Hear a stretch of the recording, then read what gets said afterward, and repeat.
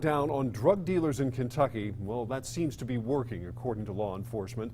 The new initiative involves prosecutors, or I should say prosecuting drug dealers and distributors that cause an overdose, a death, or a serious injury. ABC 36's Melanie Kendall shows us some of the results.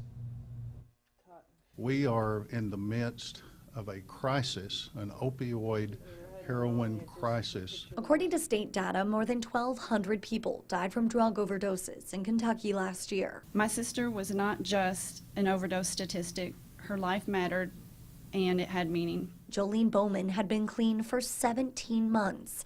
Then her sister says she relapsed. I know my sister was victimized by predators who sought to profit from her addiction with no regard for her struggle and no remorse for our loss. Since Bowman's death, law enforcement has been aggressively going after drug dealers and their suppliers. It's part of the overdose prosecution initiative. To go after the worst of the worst, to go after the predators who are spreading this poison on our streets. U.S. Attorney Kerry Harvey says the program is working. He says the drug dealer and his supplier have both admitted to selling a counterfeit pain pill to Bowman that eventually killed her.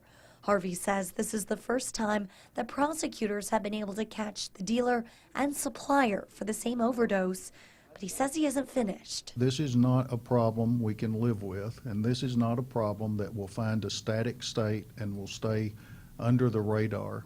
This is a problem that will destroy our communities if we don't solve it. The U.S. Attorney now wants to spread this initiative throughout central Kentucky to include more counties, and he hopes one day to end this drug problem.